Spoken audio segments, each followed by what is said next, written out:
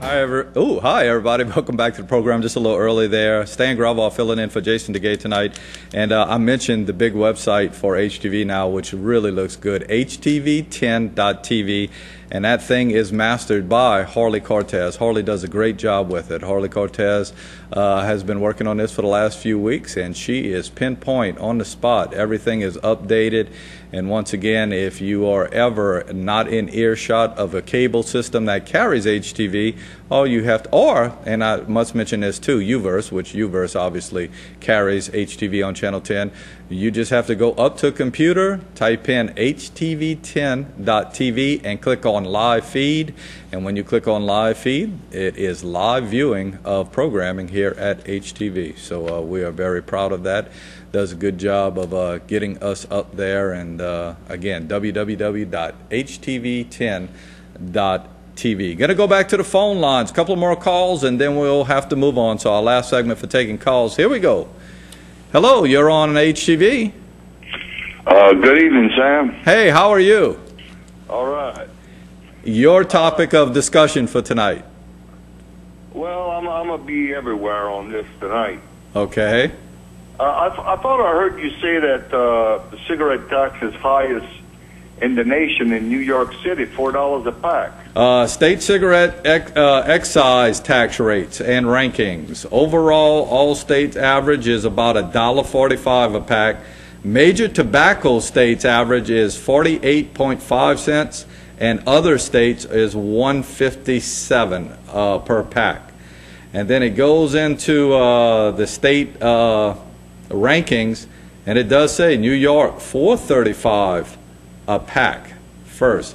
Now that seems a little extreme to me, but I've not been to New York lately, nor bought a pack of cigarettes to quite know. Do you know if this is correct? I don't know. I just felt like $4 a pack. I thought maybe it would have been $4 a carton. And it says per pack, and it directly states that this is from the state cigarette excise tax rates and rankings from the tobaccofree.org site. Just out of, just looking at some of the others, I see 49 is Louisiana. You kind of got to search for 50, and I'm not quite sure who 50 is, and I'll kind of look at this as we speak. But we are not 50th, we're 49. So we really don't have a high tax on the cigarettes. I'm not quite sure whether that's here or there when we're talking about this subject, though. Yeah, that's pretty high in New York if that's per pack. That's incredible. That is incredible. Now, I will say, went to New York 2 years ago, and things are outrageous in Manhattan as far as being in the city of New York. And so, but boy, if you're talking about $4.35 for tax, those guys there are paying, I'm not sure what a pack of cigarettes costs these days, but they're paying over $10, I'd imagine. Well, they're getting smoked out, that's for sure. No joke, huh? They need to go back to the store and get that change back. Yeah, no joke, no joke. I'm still searching for that number 50 on here and don't see it. As a matter of fact, there's a lot of NAs, but I don't see the 50th rank because it's not in numerical order. Yeah, I heard that Anthony Weenie resigned from Congress yesterday. Yes, he's done. He is officially not a member anymore. And there's a religious group that called for David Vitter's resignation today. Is that right? Now that's news. Interesting. Can you expand on that a little more? Can you expand on that a little bit more? They just want him to resign because of his past indiscretions? Well, I imagine that the news is going to get more comprehensive information as time goes on, but it was just a little snapshot that came across the news tonight. And I'm kind of curious to know more about this religious organization and whether or not this coming election is going to be attached to some religious test, Right, right. That I couldn't answer for you, but I guess what happened to Mr. Weiner is now going to go back and everybody's going to look at everybody in our political arena that has had indiscretions in the past, and maybe, like you said, call for their resignations. Yeah, you also mentioned that the news on the Congressman Alero perhaps considering not adding the cigarette tax to the Senate bill as just coming in, but it was on the news package right at the beginning of the show. Correct. Well, what happened is today he was actually going to do away with it. Here we go, directly from Associated Press. Senator John Alario, a Republican who sponsored the TOPS bill, says he is unsure whether he will agree to the House tax add-on. So you're right. He went from one statement of saying, or we went from one statement at the beginning where he mentioned that, you know, it looked like today he wasn't going to let that happen, but now it looks like he's maybe wavering on that just a little bit. Yeah. I also find peculiar when Republicans vote for taxes. You know, they say that they want smaller government and they want government to stay out of the private lives of people, but yet they'll accept vouchers from the government to send their kids to school only because they believe that a private education is better than a public education.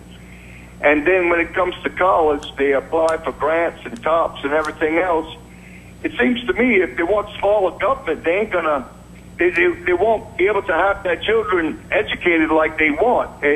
Don't you find that sort of ambiguous where you say you want smaller government, but yet you depend on government for your children's education?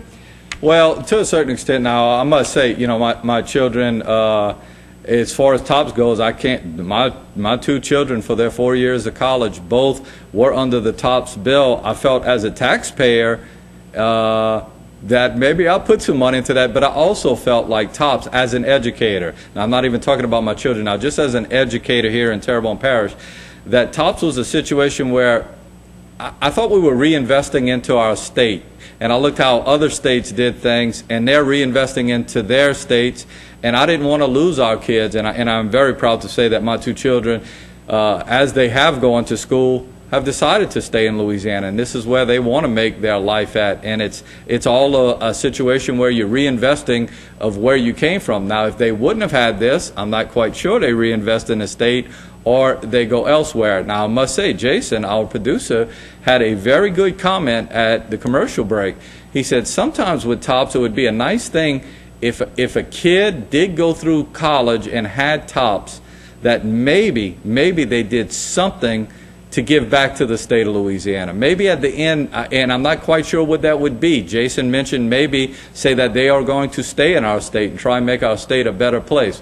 I'm not quite sure what the answer is to that. I'm not quite sure that by law we can keep them in Louisiana, but at least with this, we're trying to do those things. Now, once again, all of our colleges are having financial problems right now, and we certainly hope that can be resolved also.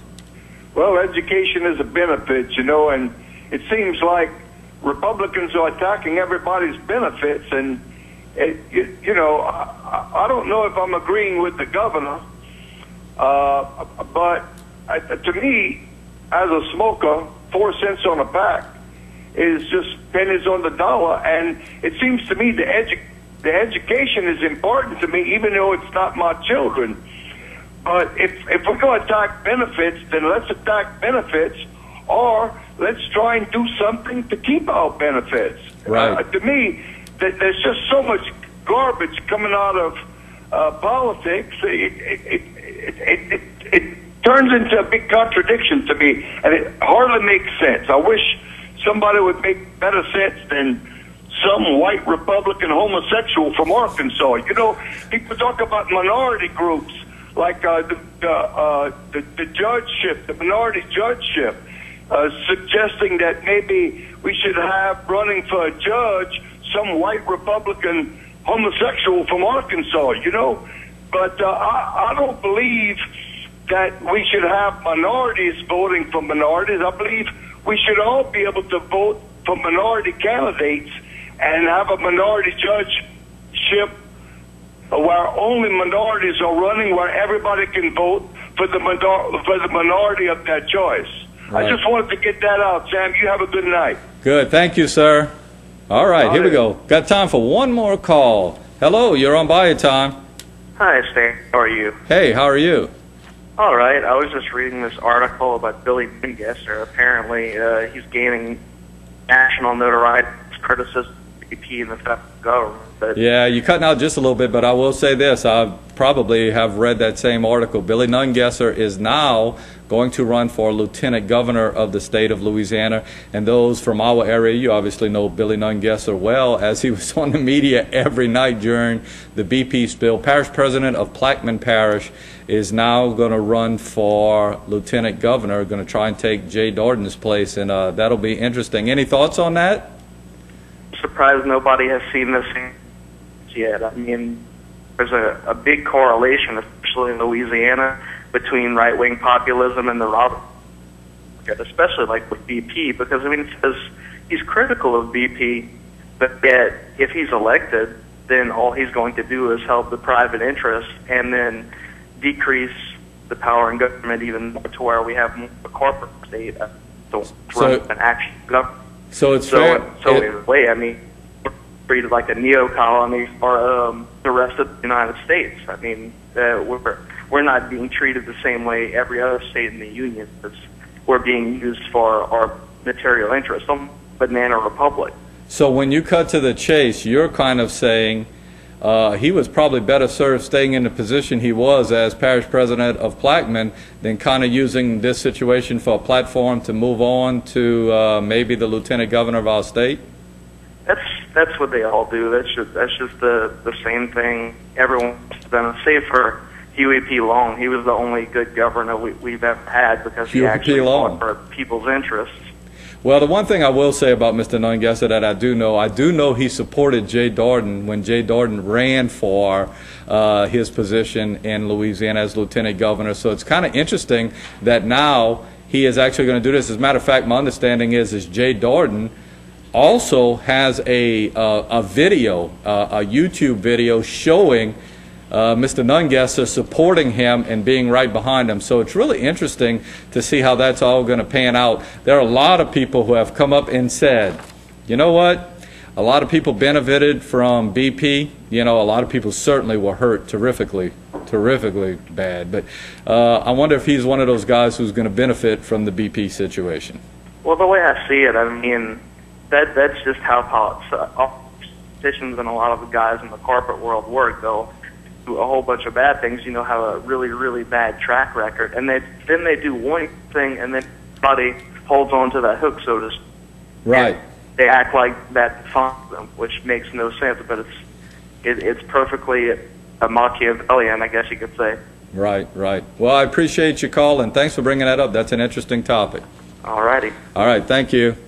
Unfortunately, we're out of time for callers. We have to move on to our next segment, but I do want to pass this on to you. Just got this, actually, again, from Associated Press. This will be a topic for discussion tomorrow night, and I'm sure Thursday night, as I will be back in Thursday night for Jason DeGate, and you might want to bring this up. The Senate has voted to scrap a Metairie representative's proposal to require drug testing of welfare recipients who receive cash assistance. That was a very hot topic. So once again, the Senate rejected the bill to test drug testers, to test for drugs for welfare seekers. Republican John LaBruza says random screening would help break the cycle of addiction among welfare recipients, but critics say it is inaccurate and potentially racist to assume that people on welfare use more drugs than the people in the general population. I'm sure we'll be hearing a whole lot more about that. Again, the Senate rejects a bill to drug test welfare seekers. And that just came out. Very good. We'll certainly have that as a topic, I'm sure, coming up in the next couple of days. When we return, we will have folks that are here from the big Independence Day celebration July 2nd. Remember, not July 4th this year. It's on July 2nd. We'll have those folks up right after this break.